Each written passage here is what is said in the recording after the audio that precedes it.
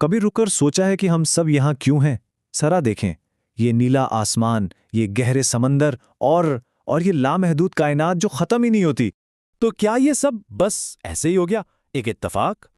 دیکھیں، اس سوال پر دنیا میں بنیادی طور پر دو طرح کی سوچ پائی جاتی ہے۔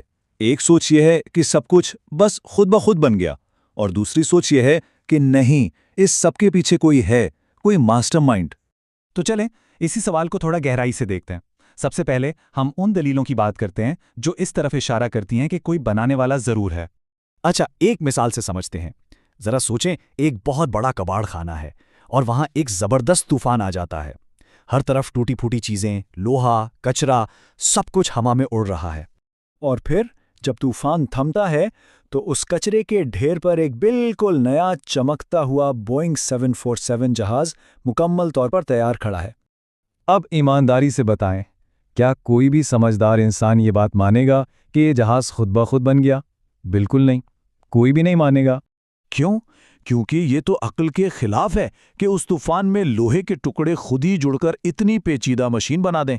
تو پھر سوال یہ اٹھتا ہے کہ یہ کائنات جو ایک جہاز سے تو لاکھوں کروڑوں گنا زیادہ پیچیدہ ہے، یہ کیسے خود بخود بن گئی؟ اکثر کہا جاتا ہے کہ کائنات کی شروعات ایک بہت بڑے دھماکے یعنی بگ بینگ سے ہوئی، لیکن سوچنے کی بات یہ ہے کہ دھماکے تو ہمیشہ تباہی اور بکھراؤ لاتے ہیں نا، وہ چیزوں کو جوڑتے نہیں، توڑتے ہیں۔ مگر اس دھماکے نے تو ایک ایسا بہترین اور منظم نظام بنا دیا۔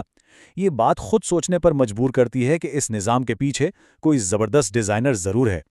اچھا، یہ تو تھی ڈیزائن کی دلیل، لیکن اس کے علاوہ اگر ہم تاریخ پر نظر دوڑائیں تو وہاں سے بھی ہمیں کچھ بہت اہم اشارے ملتے ہیں۔ پورے انسانی تاریخ میں مختلف علاقوں اور مختلف زمانوں میں کچھ خاص لوگ آئے، اور حیرت کی بات یہ ہے کہ ان سب نے ایک ہی پیغام دیا، صرف ایک پیغام، کہ اس کائنات کا بنانے والا ایک ہے۔ انہی ہستیوں کو ہم انبیاء کہتے ہیں۔ اور ان سب کی زندگیاں بالکل پاک صاف تھیں، ان کا کردار بے مثال تھا۔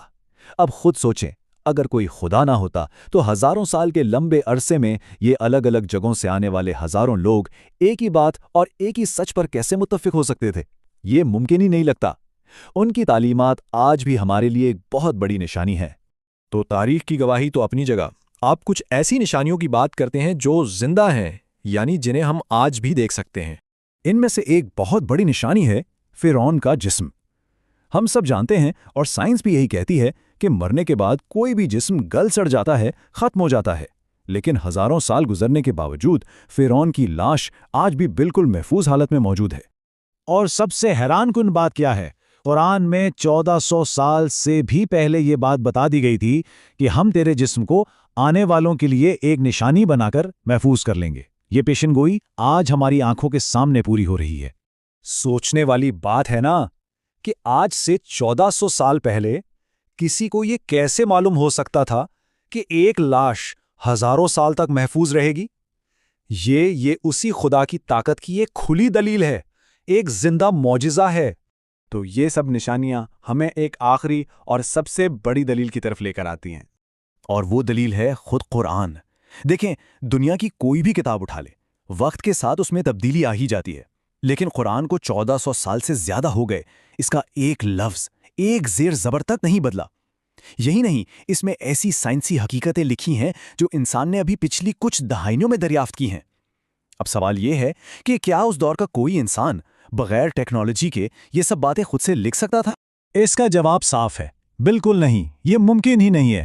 یہ خود اس بات کا سب سے بڑا ثبوت ہے کہ یہ کتاب کسی انسان کی لکھی ہوئی نہیں، بلکہ یہ اسی کا کلام ہے جس نے ساری کائنات بنائی ہے۔ تو بات یہ ہے کہ نشانیاں تو ہر جگہ بکھری پڑی ہیں، ہمارے اپنے دل کی دھڑکن میں، اس وسیع آسمان میں، ہماری اپنی روح کے اندر۔ بس ضرورت اس بات کی ہے کہ ہم ایک لمحے کے لیے رک کر ان پر غور کریں۔ تو آخر میں سوال پھر وہیں آ جاتا ہے، کیا یہ سب کچھ، یہ پوری کائنات، یہ زندگی صرف ایک اندھا اتفاق ہے، یا پھر یہ کسی عظیم ترین خالق کا ایک شاہکار ہے؟